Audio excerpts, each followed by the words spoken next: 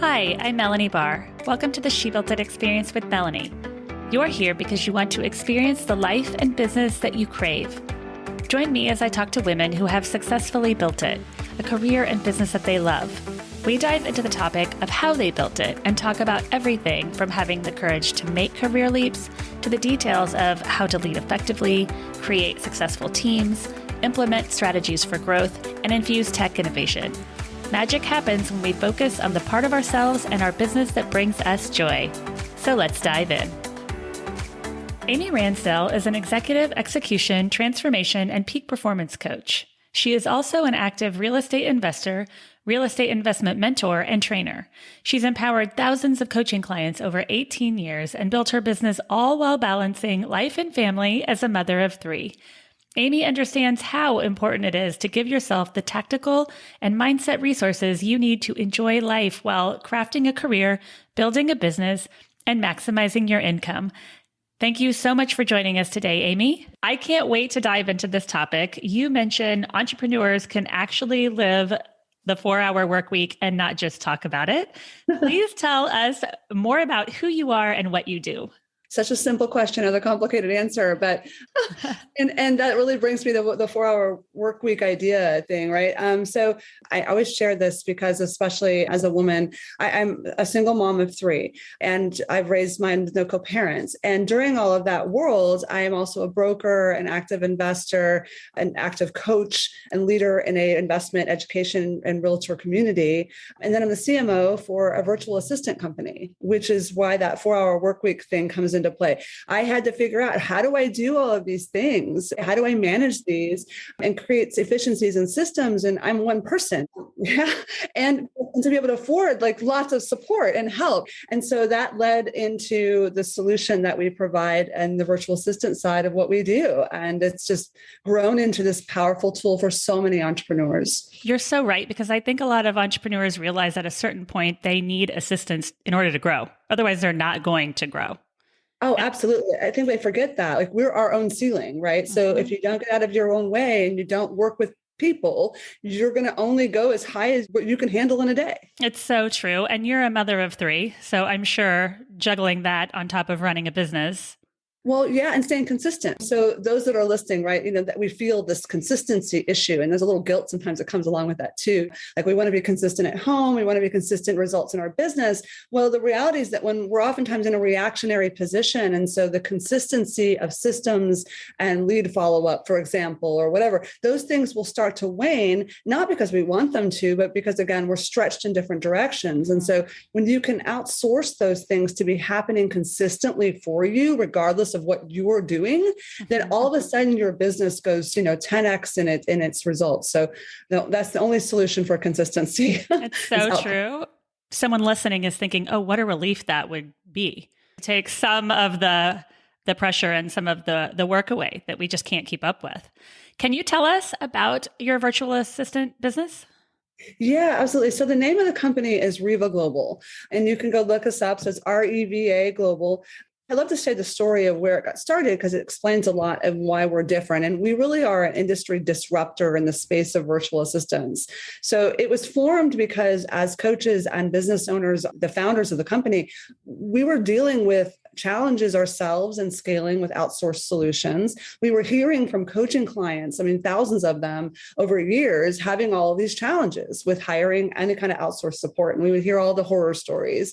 So most good businesses, right? We find a solution, there's a gap in the market where there's a solution needed where we can provide that. So that's how REVA became what it was. We said, okay, we can solve that problem. So we went through what are all of the challenges, and that was the scope of work to build the company. So we are a company that employs virtual assistants. We're not a place of resumes. We're not contract for hire.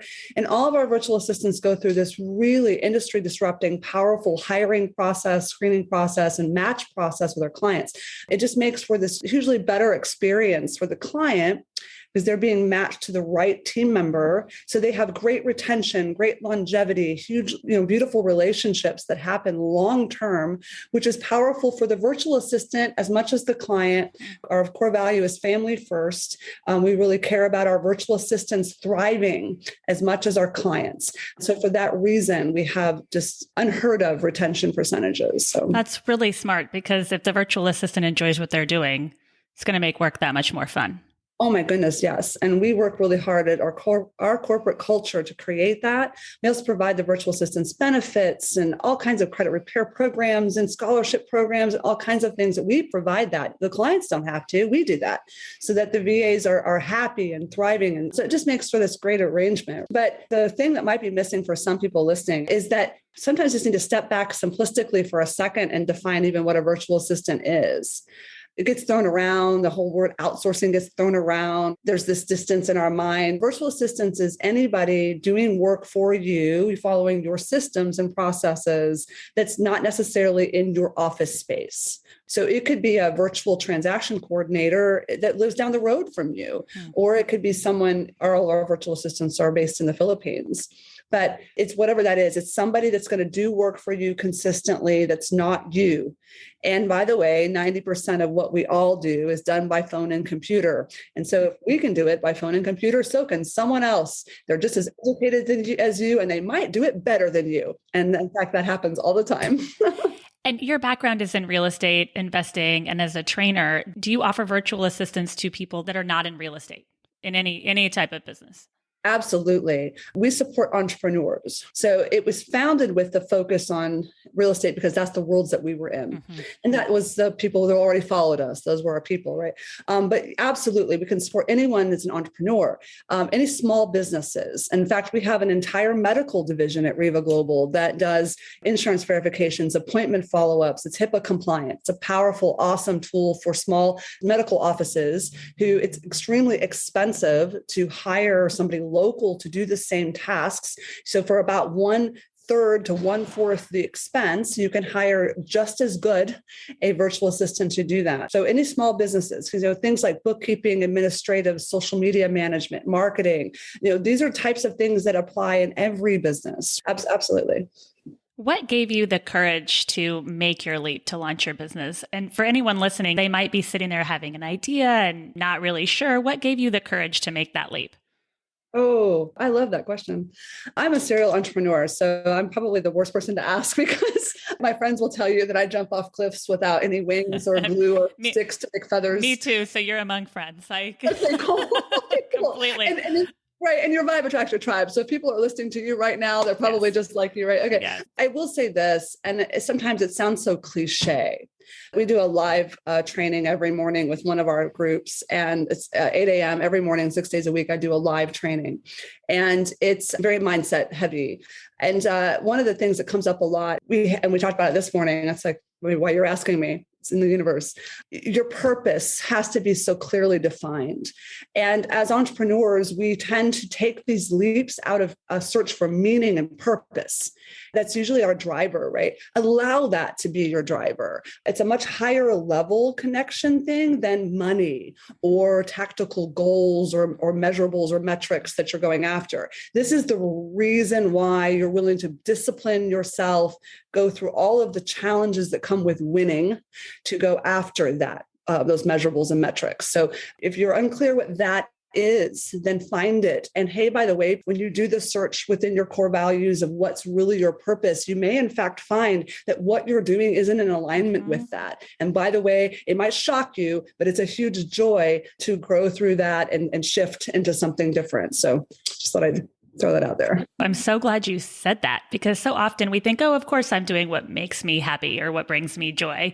But it's interesting to wake up every day and ask yourself that question. Is the joy outweighing the responsibilities or the challenges?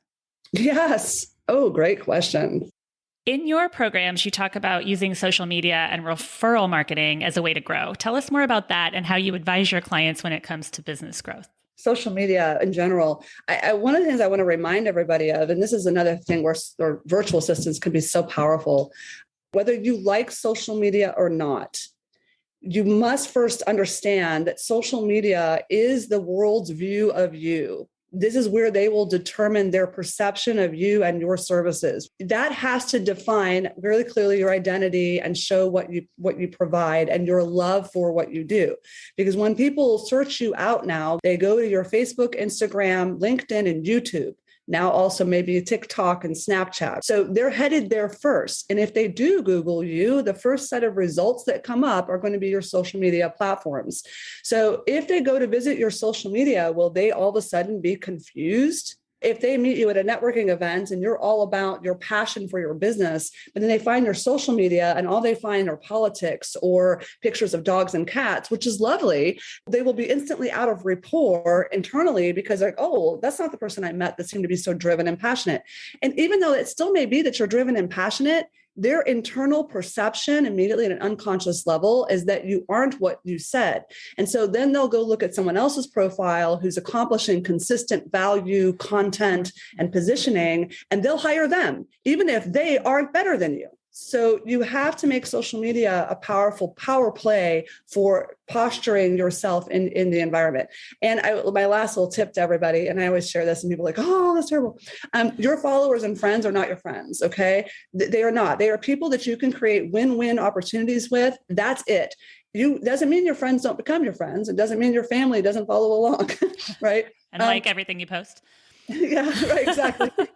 Understand to look at it differently. It is a beautiful place for you to create win-wins for you and those that follow you. So let that be your direction behind that and stay consistent. And virtual assistants can help you do that. Such good advice. And it changes so fast. It used to be very structured and well-designed photos. Now it's everyday life. People want to see what you're doing behind the scenes. So it's so interesting how that changes. And it can be kind of difficult to figure out how much of my real life do I want to show versus how much of my branding life do I want to show. So that to me has always been really interesting as things change to find that dynamic of, people want to see that I have twins, right? Yeah. And how much of that do they want to see to gain the trust? It's authenticity, right? So there's two things that are happening there. One is that people by nature are voyeuristic. So that's why stories are so effective on reels and things like that on the different social media platforms, because people want to have that look into your life. Okay, so you're right.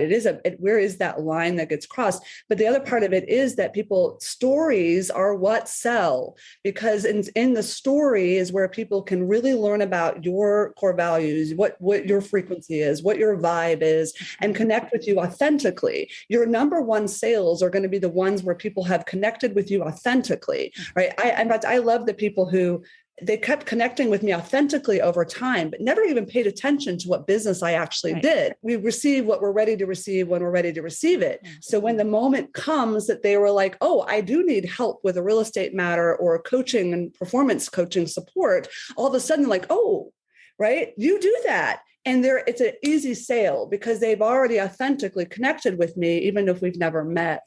So it is, again, also a powerful place to use for people to become a part of your tribe, which can lead to referrals, lead to direct business and even more. So. I'm so glad you said that. It's interesting when it crystallizes, right? And someone thinks, oh, she does that. I'm going to go hire her. Yes. It's so great.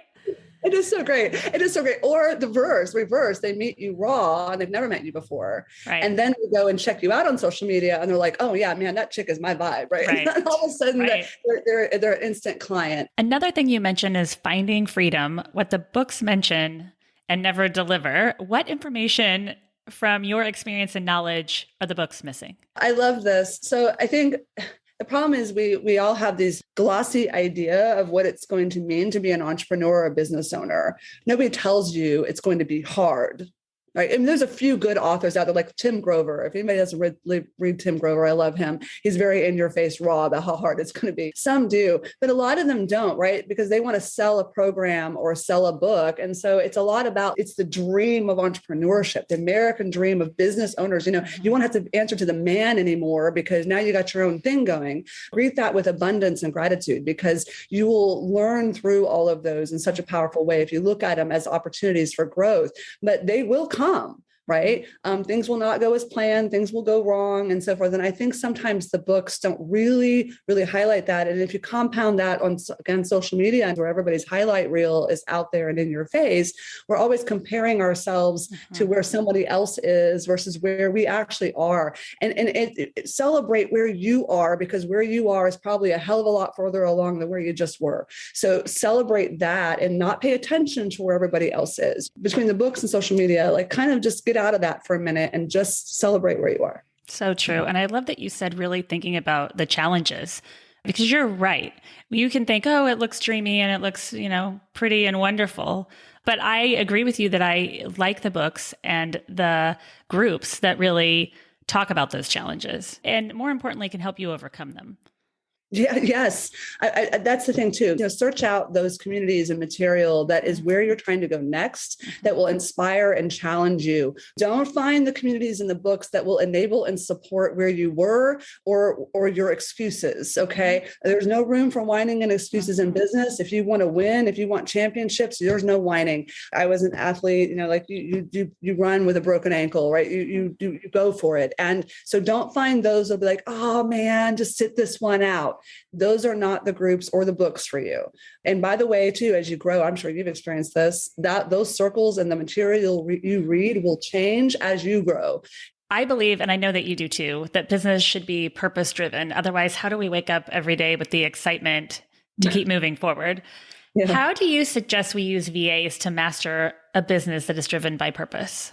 That's a really great question. So a couple of things. One is that just as like you were going to hire people in your office, it's no different. These are people that are now becoming a permanent part of your team. So you do want to have a clear hiring process where you're bringing people in that will match the company's core values, and have a training on the culture of your company and its purpose as one of the initiators with your hire. This is very important. I have a personal assistant who's a virtual assistant, and his name is Ron. He's amazing. I spent about a week meeting with him each day when I first hired him, really going into our culture. What are we about? What do we do? Why do we do it? So that he understood the language and the direction, which would help filter his intention and his conversation. I would encourage you to do that. You would do that if they were in your office. And same thing goes, if that's not working, then you also want to take action on that. So same thing as if hiring in your office is key. So smart and really good to think about as we transition to working more virtually, as we're bringing on team members. Yeah. And by the way, we're all doing that in all kinds of capacities now, right? Even if it's not virtual assistants, the guy that we used to go have coffee with in the break room down the hall is now working from home. So guess what? He's virtual. So how do you maintain corporate culture when everybody's working from home offices? It's become a whole new challenge, a whole new set of growth for companies. I know this has been a tough year for a lot of people, and I'm not in any way negating what's happened with some for the tough side of things. But I will say this. I'm excited also for how much was learned from this experience. And it has drastically changed the face of the working environment, corporate culture. I'm excited to see what the data looks like, 10 years from now as a result of what we've just experienced. Through crisis can come opportunity to learn and grow. And so especially in the corporate model, it's very, very different and forever will be. That's a great way to look at it. And I know this conversation is resonating with anyone listening. I hope so. As someone with a background in business development and sales, I actually love sales. I know not everyone feels that way. And I'm not sure if this is because I'm a woman. However, in business and in my career, I have experienced people being surprised when I negotiate. And you mentioned in your experience in real estate with acquisitions and short sales, how do you educate your clients to better negotiate? I will say this, in any situation, whether you're the person wanting to win the negotiation or you're teaching someone else to negotiate on their own behalf, it comes down to understanding what is really desired by the parties. This is the key in sales. You probably know this. You have to get really honed in on what the party wants. And by the way, what they want is never what you first think that they want.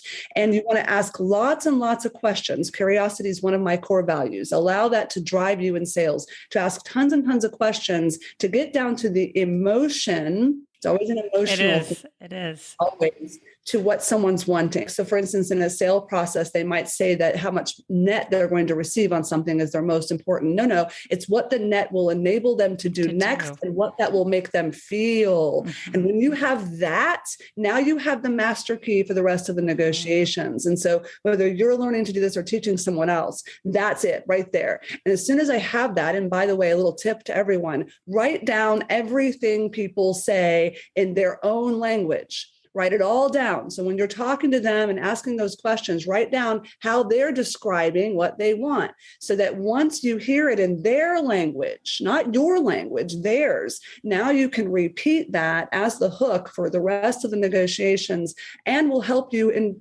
further. A week later, you may need to renegotiate and you can highlight their own language as to why they want to do it in the first place. And they'll be like, oh, yeah, you're right. That's why I wanted to do that. But using the words they described it in, right? It's extremely powerful. That is great advice. And what a good way to look at it. And it's kind of fun when you start to negotiate and someone doesn't expect that you're going to. I've always found that side of it fun. And by the way, too, you know this too, because I know since you love sales, it's not even that we're negotiating. We just know what we're doing, right? We're communicating well. They're just rolling through the communication with us. And before you know it, we have negotiated and they didn't even realize not only were they shocked you are negotiating, they didn't even know you were. Right. That's so great. It's amazing. Yeah. Magic happens when we focus on the part of ourselves and our business that brings us joy. What is one tip you can leave with us today about how you find and live your joy? Ooh. First of all, joy is one of my absolute favorite words. In fact, we have artwork in my house that says joy in giant letters. I think the thing is for everybody, whatever is your joy center is going to be different. Please discover what it is for you. And then make sure that that's a non-negotiable. So I have two real non-negotiables. One is performance and the other is basically joy. That when we make decisions, is that going to bring me joy or lessen my joy? If it's going to lessen your joy, then it might not be appropriate for that to stay as something you're going to do. It doesn't mean that some things we don't have to do them. We don't like them. Okay. That's not what I mean. For instance, you might not like bookkeeping, but you don't have someone to do that for you and you can get a VA to do it. But let's just say, then, you may not really enjoy that, but that's not what I mean. This is more about, your internal drivers. So I've had to get better over my lifetime of just being very crystal clear on what that is. And so in my group, for instance, I say this a lot, I say no a lot. And my no is yes to me. So I'm very crystal clear on what yes to me is. Okay. So that way I can protect my joy and protect my ability to feel good about what I'm doing. That way you can get rid of the things that rob you of it. And you can be that much better for your family, for your clients, for everyone around you. Absolutely. Your external world is going to reflect your internal world 100%. So if you want to have a happy family life and a happy team and successful results for your clients and all these things, well, it starts right here. If you're not loving yourself and not loving what you're doing, guess what? Your external world will start to kind of decay because it's only going to be able to respond to who you are feeling as. So true. This has been such a fun conversation. Thank you for sharing all of your success in business and what you've built with us.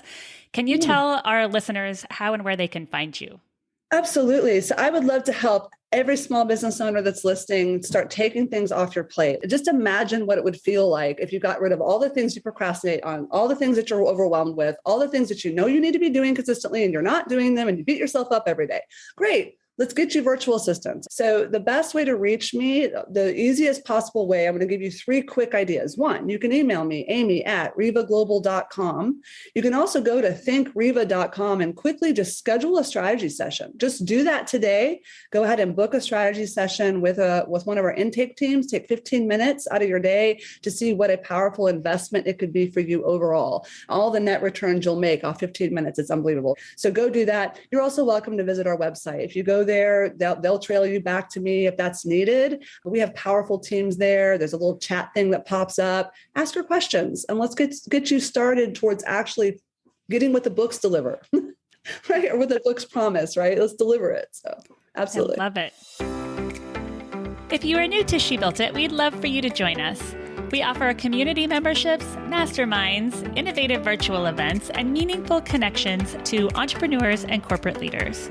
Please also check out our She Built It shop, curated products from women-owned businesses who put their heart and soul into their beautiful and innovative products. We offer She Built It Business Consulting and the She Built It blog. Thank you to everyone around the world who joined today. Thank you to my editor, Rich Streffolino.